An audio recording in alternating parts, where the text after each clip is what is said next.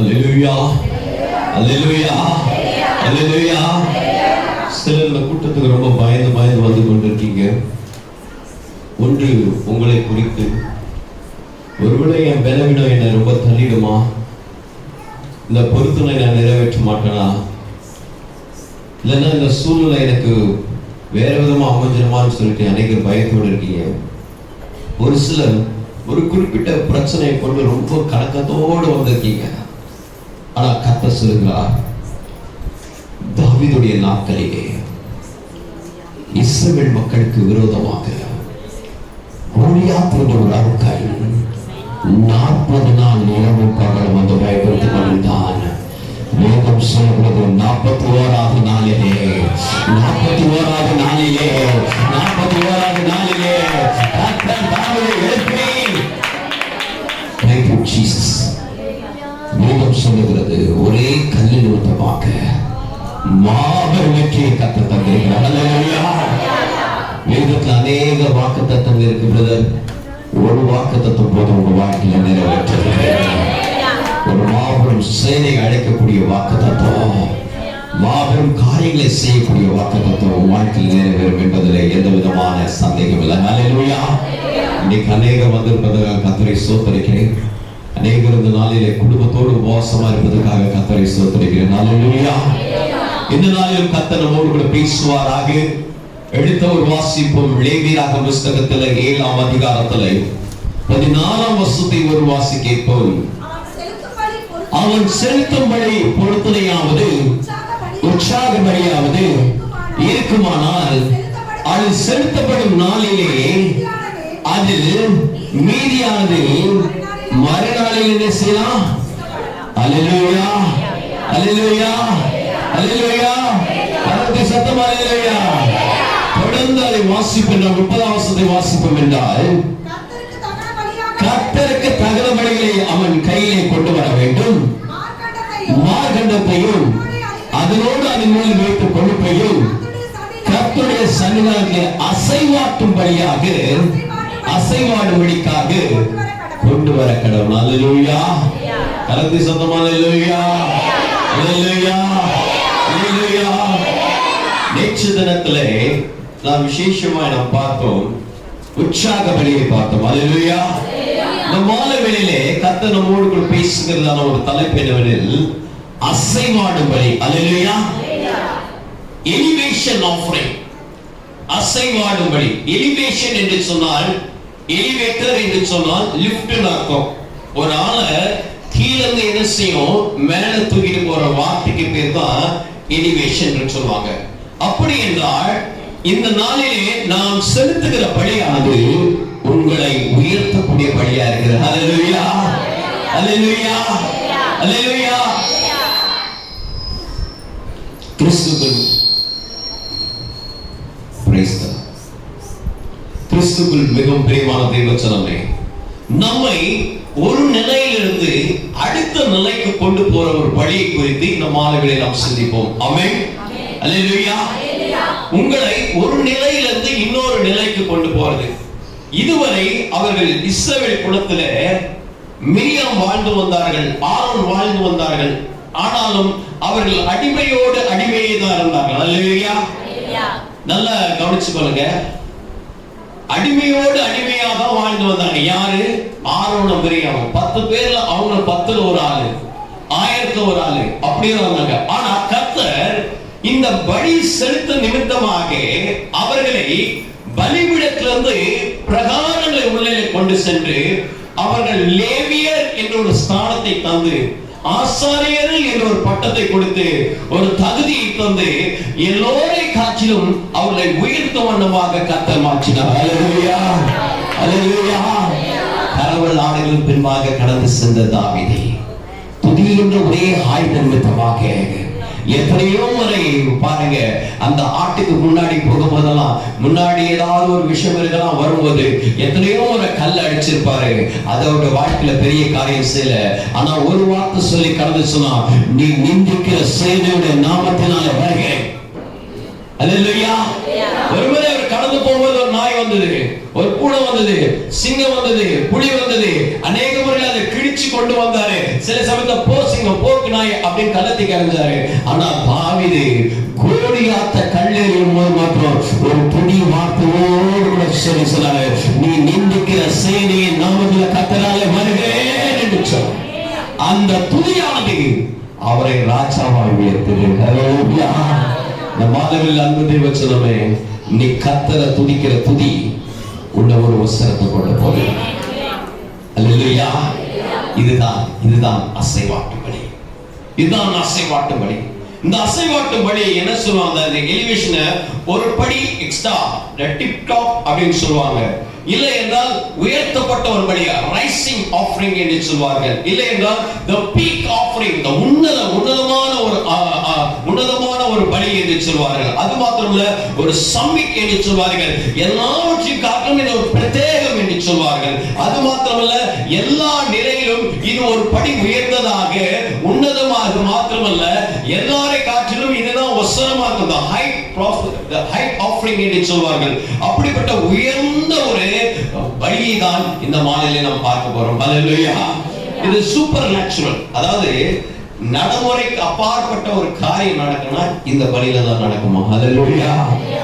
எல்லாமே இயற்கையா நடக்குது அப்படின்னு சொன்னா இயற்கைக்கு அப்பாற்பட்ட ஒரு காரியம். ஒவ்வொரு நாளும் நம்ம வேலைக்கு போறோம், 30 நாள் கழிச்சு மாதம் பிறக்கும் போது ஊதியம் வரும். இது இயற்கை. வேலை செய்யறாங்க, ஊதியம் கொடுக்கறாங்க, படிக்கிறாங்க, பாஸ் ஆகுறாங்க, வீடு கட்டுறாங்க, பணத்தை சேகரிக்கிறாங்க, லோன் போட்டுருக்காங்க, பணத்தை வச்சிருக்காங்க, வீடு கட்டுறாங்க. இதெல்லாம் இயற்கை. ஆனா எதுவுமே இல்லாம உன் வாழ்க்கையில ஒன்னொன்று பின்னால் ஒன்றா நடந்து கொண்டிருந்தா அது சூப்பர் நேச்சுரல். அல்லேலூயா. இயற்கைக்கு அப்பாற்பட்ட காரியம். யாத்ராகம புத்தகம் 29ஆம் அதிகாரம் 24ஆம் வசனத்திலும், யாத்ராகம புத்தகம் 24ஆம் அதிகாரத்துல 26ஆம் வசனத்திலும், யாத்ராகம புத்தகம் 29ஆம் அதிகாரம் 27 மற்றும் 30ஆம் வசனங்களிலும், லேவியராகம புத்தகத்துல 7ஆம் அதிகாரம் 30ஆம் வசனத்திலும் 34ஆம் வசனத்திலும், லேவியராகம 8ஆம் அதிகாரத்துல 27 மற்றும் 39ஆம் வசனங்களில் பார்க்கும்போது இந்த அசைவாட்டுகின்ற பலி ஒவ்வொரு முறையும் இந்த ஆசாரியர்கள் என்ன செய்கிறார், கர்த்தருடைய சன்னதிக்கு முன்பாக கடந்து சென்று இந்த பலி செலுத்தினார்கள் என்று வேதம் சொல்கிறது.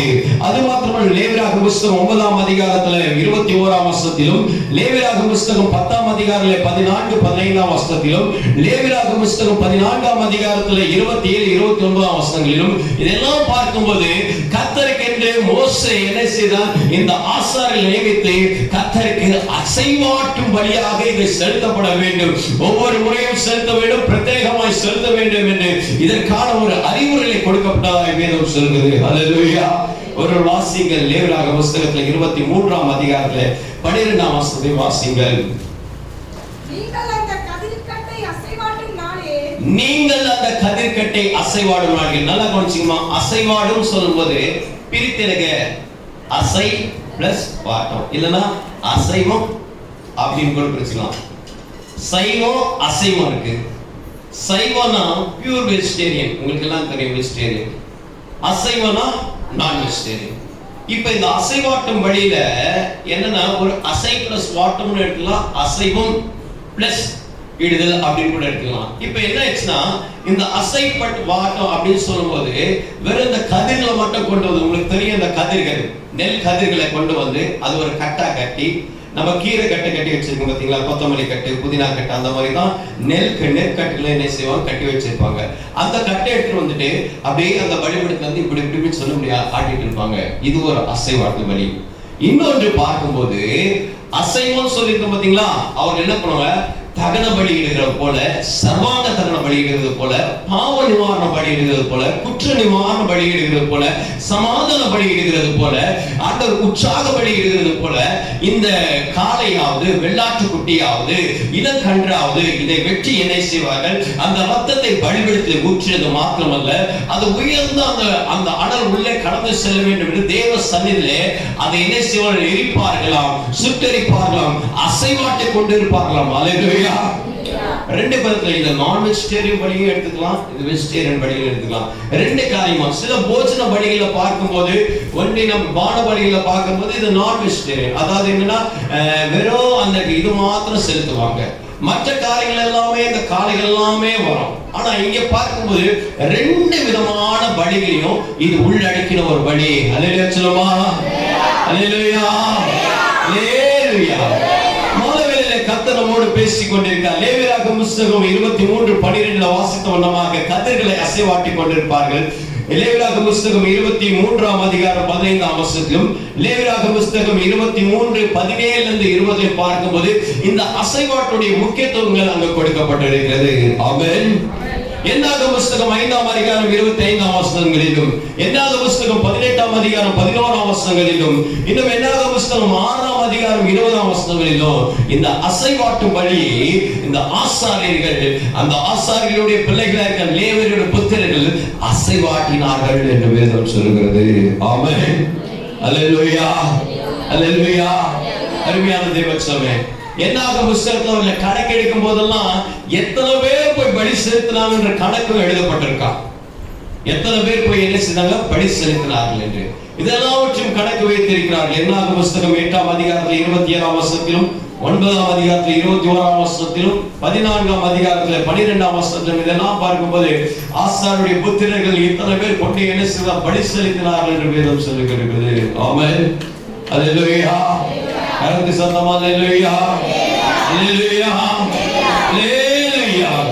கிறிஸ்துவில் பிரியமான ஒரு வாசி கேட்கும் உபாகம புத்தகத்திலே 32ஆம் அதிகாரத்திலே 11ஆம் வசனத்திலே உபாகமம், கழுகு தன் கூட்டை கலைத்து குஞ்சுகள் மேல் அசைவாடி தன் சட்டைகளை விரித்து அவளை எடுத்து சட்டையின் மேல் சுமந்து செல்கிறது போல கர்த்தர் ஒருவரே கர்த்தர் வழிநடத்தினார். அல்லேலூயா. எதற்கு இந்த அசைவாட்டுதல் பலி? எதற்கு இந்த எலிவேஷன் ஆஃபரிங்? எதற்கு இந்த எலிவேஷன் ஆஃபரிங்? நாங்கெல்லாம் எப்படி இருந்தோம்னா ஒரு சின்ன குஞ்சு போல இருந்தோம், ஒரு கழுகின் குஞ்சு போல இருந்தோம். எங்களுக்கு பறக்க தெரியல, எங்களுக்கு நடக்க தெரியல, எங்களுக்கு எங்க போனோம் தெரியல, எங்க பார்வை கூட தெரியல.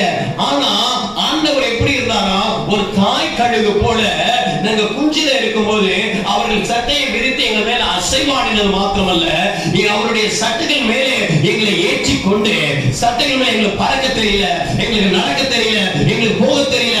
இந்த சட்டை மேல இந்த எப்படி இந்த சின்ன குஞ்சுகளெல்லாம் ஏத்திட்டு அப்படியே சுமந்து ஒரு தாய் கழுகு போதும், அதே போல கர்த்தர் இஸ்ரவேல் மக்கள் இருக்கிறார். அல்லேலூயா, அல்லேலூயா. அன்பு தேவச்சனமே, இன்னைக்கு அசைவாடுகிற பலியை பார்க்கும் போதெல்லாம் எனக்கு எதுவுமே தெரியாது, ஆனா கர்த்தர் என்னை நித்தமும் நடத்த வல்லவர். எனக்கு ஒண்ணு இல்லைனாலும் கர்த்தர் நடத்துவா, என்கிட்ட எதுவுமே நல்ல கர்த்தர் நடத்துவா. அல்லேலூயா. அவர் தோற்றத்தை பற்றி தீர்ப்பு சொல்லுகிற தேவன் அல்ல, ஆனாலும் அவர் நடத்த வல்லவராக இருக்கிறார். குருடனை அவன் அறியாத வழியில நடத்தின தேவன் உன்னையும் நடத்த வல்லவர். அல்லேலூயா. ஏன்னா நம்மளை நடக்க வச்சு உலகத்தில் இருக்க தகப்பனை போல கையை பிடிச்சி நடக்க வைக்கிற தேவன்ல, அவர் உலகத்தின் அப்பாற்பட்ட தெய்வமா இருக்கிறார். அல்லேலூயா. கழுகு போல அவர் ரெக்கையின் மேல அமர்ந்து எந்த ரெக்கை வச்சு பறந்து உயரமா போறோமோ அதே ரெக்கை வச்சு நம்மள அது மேல ஏத்தி அந்த உயரத்தை கொண்டு போற தேவனா இருக்கிறார். அல்லேலூயா, அல்லேலூயா, அல்லேலூயா.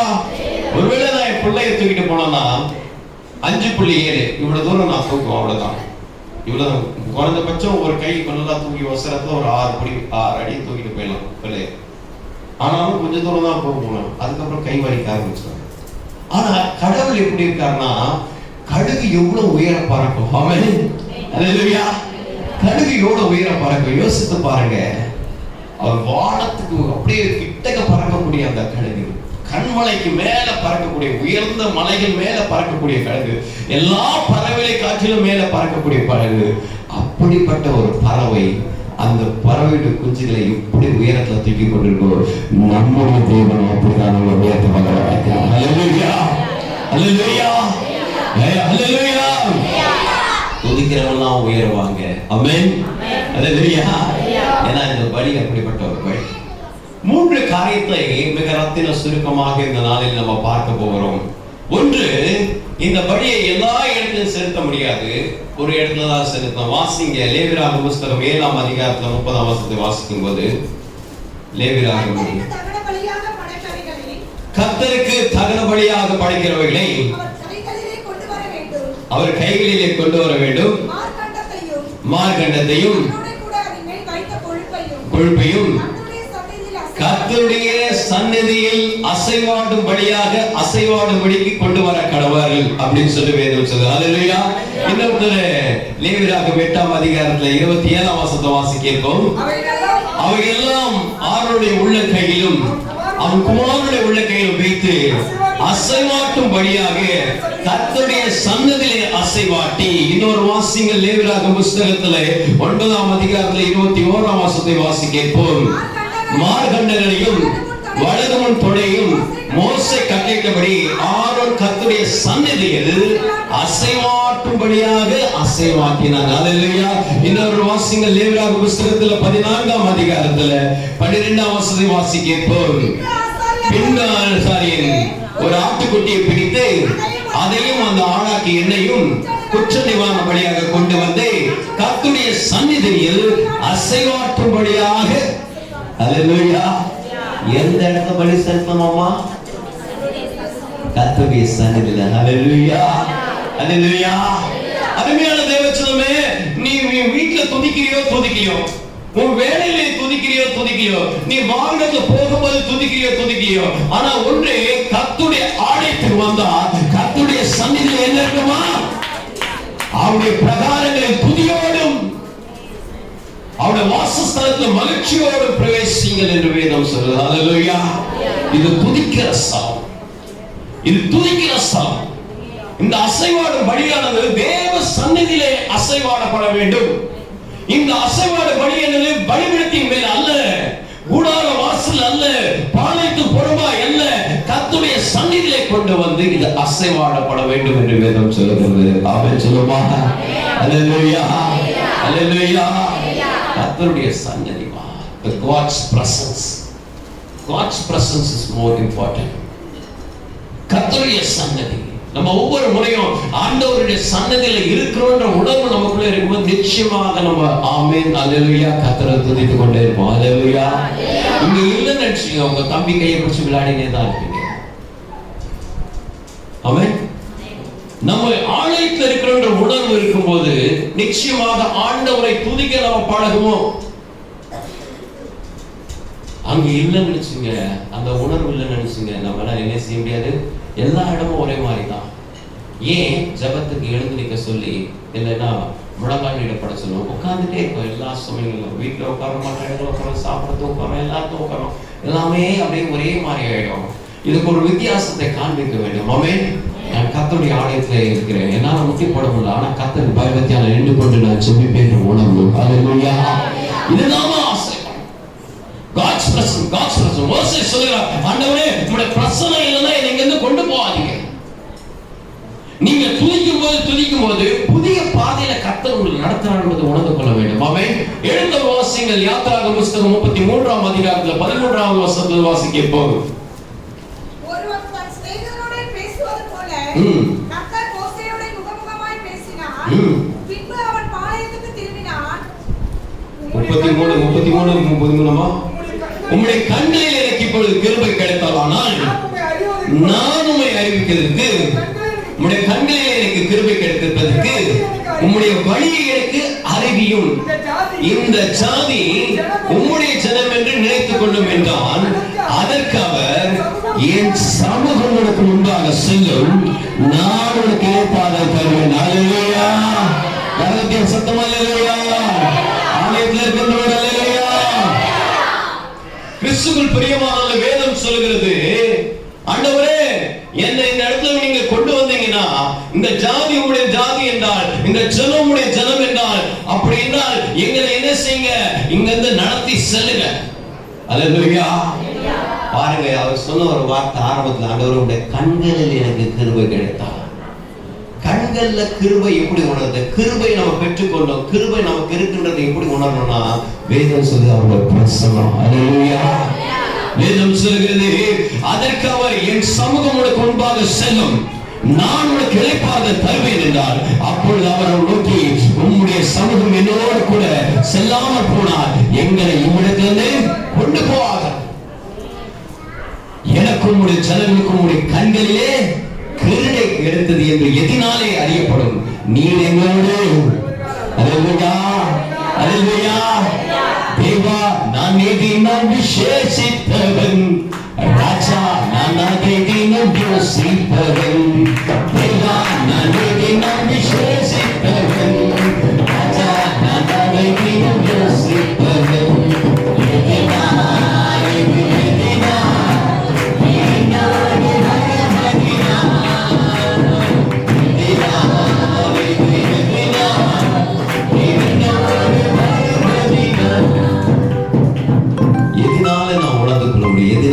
கண்கள்ல எனக்கு கிருபை எப்படி கிடைக்கும்னா, என் சமூகம் உங்களுக்கு உண்மையாக போச்சுன்னா என் கண்களை கிருபை. அன்பான தேவச்சனமே, நீங்க ஆலயத்துடைய சன்னதிக்கு வர வர தேவனுடைய பிரசன்னத்தை நெருங்க நெருங்க நெருங்க உன் வாழ்க்கையில கிருபை பெறுகின்ற உள்ளது.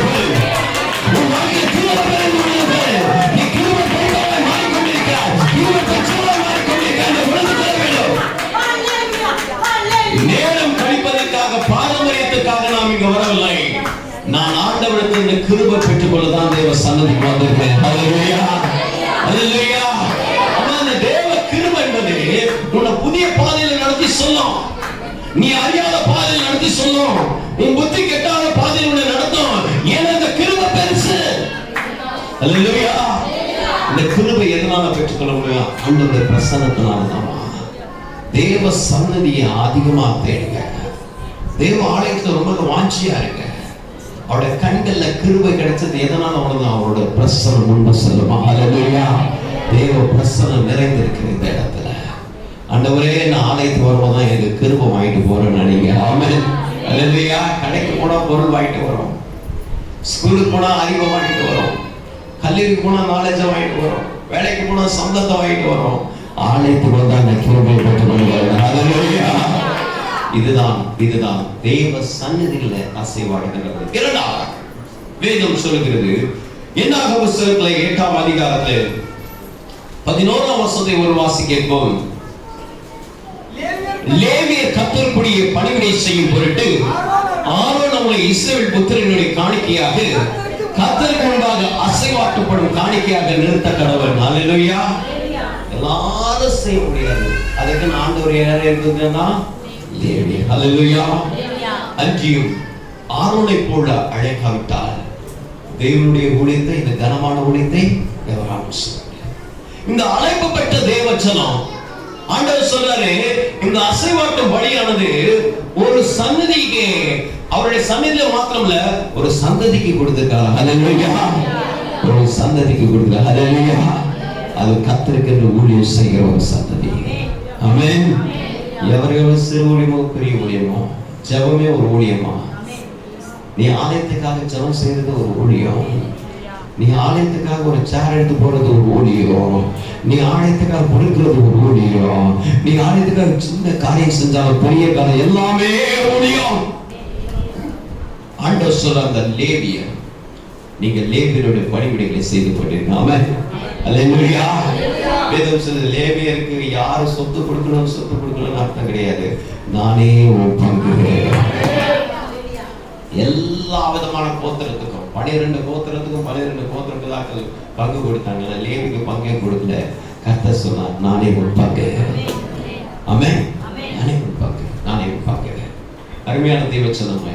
இன்னைக்கு அதுவும் யோசேப்புக்கு பார்க்கும்போது 2 பிள்ளைகள் உள்ளவங்க, மனாசா எப்ராயிம் உள்ள விட்டாரு. யோசேப்பு தான் இல்லாம 2 பேரும் உள்ள வந்துட்டாரு. ஆனா லேவி பேர் அதை போடல. ஆனா கர்த்தர் சொன்னார், நான் உனக்கு பங்கு. ஹல்லேலூயா. அம்மா, நீ கர்த்தருக்கு ஊழியம் செய்யலாமா? எந்த எதிர்பார்க்க வேண்டாமா? கர்த்தர் தருவார். ஹல்லேலூயா. கர்த்தர் தருவார். ஹல்லேலூயா. அவர்களை காட்டிலும் நீ ஆசீர்வாதமாக இருக்க. அவர்களை காட்டிலும் ஆசீர்வாதமாக இருக்க. அவர்களை காட்டிலும் ஆசீர்வாதமாக இருக்க. கர்த்தரே ஒரு பங்கு, ஒரு சந்ததி. இந்த சந்ததி எனக்கு என்று ஏற்படுத்தின என்று வேதம் சரி. இவர்கள் துணியை சொல்லுவார்கள். எல்லாரும் குப்பனும் சுப்பனும் சொல்ல முடியாது. ஆனா ஆண்டவர் என்னை அழைத்திருக்கிறார். என்னை நான் ரட்சிக்கப்பட்டிருக்கிற உடனே அவங்க எல்லாரும் அமைதியாகவே இருக்க மாட்டாங்க. வேதம் தான் சொல்லுங்க, லேவியரை கர்த்தர் என்று இதற்கென்று ஆயத்தம் பண்ணினார். அதன் பின்பு லேவியர் தங்கள் கைகளையும் காலை மேல் தலையின் மேல் வைப்பார்களாக. பின்பு லேவியருக்காக பாவ நிவாரணத்தை செய்யும் பொருட்டு கர்த்தராவில் ஒன்றை பாவ நிவாரண பலியாக மற்றொன்றை சமாதான பலியாகவும் செலுத்தி லேவியரையும் ஆரோனும் அவர் குமாரனும் முன்பாக நிறுத்தி அவர்களை கர்த்தருக்கு அசைவாட்டும் காணிக்கையாக்கி. ஆமென், அல்லேலூயா.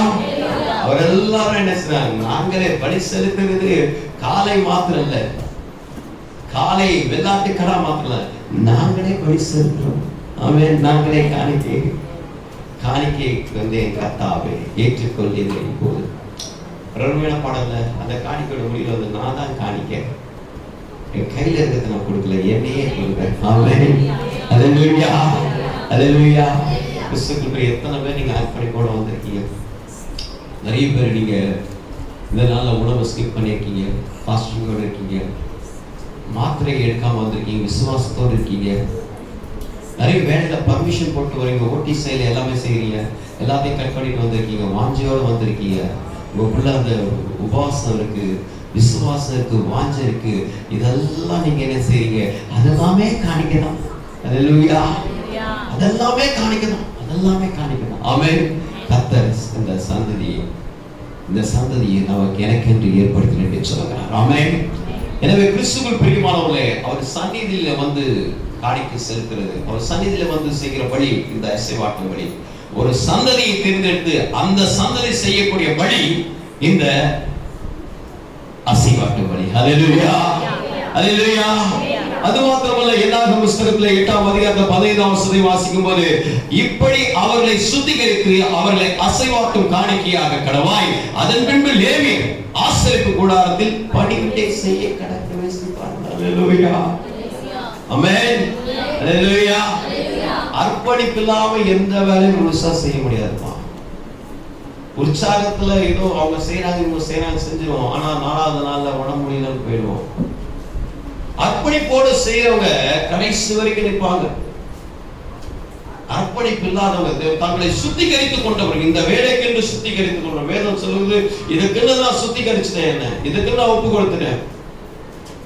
அருமையான ஒரு சில அருமையான ஐயாமா இருக்காங்க, அருமையான தாய்மார் இருக்காங்க, சொல்லுவாங்க, ஐயா இந்த ஊழியத்துக்கு நான் ஒப்பு கொடுத்துல, ஐயா இதை நான் செஞ்சிருவேன் என்ன விளைவில் வந்தாலும். நேற்று ஒரு அருமையான தாயார் சொன்னாங்க, ஐயா எனக்கு 6 மணி வரைக்கும் படுத்துட்டு இருந்தேன், ஆனாலும் கர்த்தர் இந்த வேலையை வந்து செஞ்சு முடிச்சிடணும், ஆலயத்துக்கு வந்து ஓடி வந்திருக்காங்க. ஆமென். ஏன்னா அந்த அர்ப்பணிப்பு அருமையான தெய்வம் தலைமை இதான் கர்த்தர் எதிர்பார்த்து கொண்டு இருக்காங்க. அர்ப்பணிப்புடைய வாழ்க்கையில கர்த்தர் அற்புதங்களை செய்வதற்காக. ஆமென், அல்லேலூயா. 21ஆம் வசனம் அப்படிதான் சொல்றது, லேவியரை கர்த்தர் என்ன செய்தார்? சுத்திகரிக்கப்பட்டு வஸ்திரங்களை கொடுத்தார்கள். அல்லேலூயா. அவர்கள் ஒரு புதிய வஸ்திரத்தை, ரட்சிப்பின் வஸ்திரத்தை உடையவர்களாக இருந்தார்கள். ஆமென். ஒரு புதிய பாத்திரமாய் அவர்கள் இருந்தார்கள். என்னாகும் புத்தகத்துல 11ஆம் அதிகாரத்தை 18ஆம் அதிகாரத்துல 11ஆம் வசனத்தில், என்னாகும் புத்தகம் 6ஆம் அதிகாரத்துல 20ஆம் வசனத்தை பார்க்கும்போது, லேவியர்களை கர்த்தர் தமது சந்ததியாக தேர்ந்தெடுத்தார். அல்லேலூயா. நீங்க எல்லாம் கர்த்தருடைய சந்ததி. அல்லேலூயா. நம்மலாம் God's generation, chosen generation. ஆண்டவராலே தெரிந்து கொள்ளப்பட்ட ஒரு சந்ததி. இந்த சந்ததியை கர்த்தர் ஆசீர்வதிக்கிற தேவனாய் இருக்கிறார். ஆமென், அல்லேலூயா. கர்த்தரை தெரிந்தெடுத்திருக்கிறார் என்று சொல்லும்போது என்ன உபத்திரவம், துன்பம் வந்தாலும் தொல்லை வந்தாலும் எது வந்தாலும் நம்ம என்ன பின் செல்வே, நான் மீட்பர் பின் செல், காடானாலும் மேலாலும் எவ்வளவு உபத்திரம் வந்தாலும் யார் என்ன சொன்னாலும் ஏகாது கேட்காது, நான் என்ன செய்வேன்? ஆண்டவருக்காய் போய்கொண்டே இருப்பேன். ஆமென், அல்லேலூயா, அல்லேலூயா. சில அடிக்ஷனான மக்களை தான் நீங்க பாருங்க, எவ்வளவுதான் நீங்க சொல்லி அவங்களை திருத்தி பாருங்க, டிவி பார்க்காதனா டிவி பார்த்துட்டே இருப்பாங்க, செல்போன் பேசாதனா பேசிட்டே இருப்பாங்க, ட்ரிங்க்ஸ் பண்ணாதான் பண்ணிட்டே இருப்பாங்க, இது ஸ்மோக் பண்ணாதான் பண்ணிட்டே இருப்பாங்க, அடிக்டட் ஆயிடுவாங்க, சாப்பிடாதீங்கன்னா சாப்பிட்டுட்டே இருப்பாங்க. எவ்வளோ சொன்னாலும் அவங்களை அது பிரிக்க முடியாது. சொன்னா என் ரத்தத்தை ஊறிச்சுடுவாங்க. மருத்துவர் போய் சொல்லும்போது என் ரத்தத்தை ஊறிட்டுது, கொஞ்சம் கொஞ்சமாக தான் கண்ட்ரோல் பண்ண முடியும். அல்லேலூயா. நமக்கெல்லாம் ஒரு ரத்தம் இருக்குமா? அல்லேலூயா. ஆமென். தேவனுக்காக கர்த்தருக்காக நாம் ஊழியம் செய்யணும்ன்ற ஒரு சந்ததி. அல்லேலூயா. சின்ன ஊழியமா பெரிய ஊழியமா என்னென்ன ஊழியம்? ஜபமே ஒரு ஊழியம் தான். ஆமென். நீங்க ஜபமே ஒரு ஊழியம் தான். என்ன ஊழியம் நீங்க செஞ்சாலும் கர்த்தர் ஆசீர்வதிக்க. ஏன்னா ஊழியக்காரருடைய ஆசீர்வாதம் என்ன? வேதத்தை வாசிக்கிறேன். ஏசாயா தீர்க்கதரிசி புத்தகத்துல 54ஆம் அதிகாரத்துல 11ஆம் வசனத்தை வாசிக்கும் போது, ஏசாயா தீர்க்கதரிசி பெருங்காற்றில் பெருங்காற்றில் அடிக்கப்பட்ட கடைசி வசனம் போயிடுப்பா, 17ஆம் வசனம் போயிடுப்பா. உனக்கு விரோதமாய் உருவாக்கப்படும் எந்த ஆயுதமும் வாய்க்காதே போகும். உனக்கு விரோதமாய் நாயத்தில் எழுப்பும் எந்த நாவையும் நீ குற்றப்படுத்துவார். இது கர்த்தருடைய ஊழியக்காரரின் சுதந்திரமும் என்னால் உண்டான அவருடைய நீதியுமா இருக்கிறது கர்த்தர் சொல்கிறார். அல்லேலூயா, அல்லேலூயா. கர்த்தரை நம்பும் ஒருவர் மேலும் குற்றம் சுமராது. ஃபாதருடைய பாட்டுல ஆண்டவர் நம்பிக்கையா இருக்கும்போது, கர்த்தரையே நம்பிக்கையா இருக்கும்போது என்ன நடந்தாலும் உங்க மேல அந்த குற்றம் சுமராது. நீதிமானுக்கு வரும் துன்பங்கள் அநேகம், ஆனாலும் கர்த்தர் விடுதலை என்ன செய்வார்? விடுவிப்பார். அல்லேலூயா. கர்த்தருடைய நம்ம சன்னதிமா ஆண்டவருடைய தெரிந்து கொள்ளப்பட்ட ஒரு சந்ததி. இந்த சந்ததியை கர்த்தர் நிச்சயமாக ஆசீர்வாதமாக வைப்பார். அல்லேலூயா. என்ன விரோதமான காரியங்கள் வந்தாலும் சரி, நான் கர்த்தருக்காய் கடந்து போவேன் என்று சொல்ல முடியும். ஆமென்.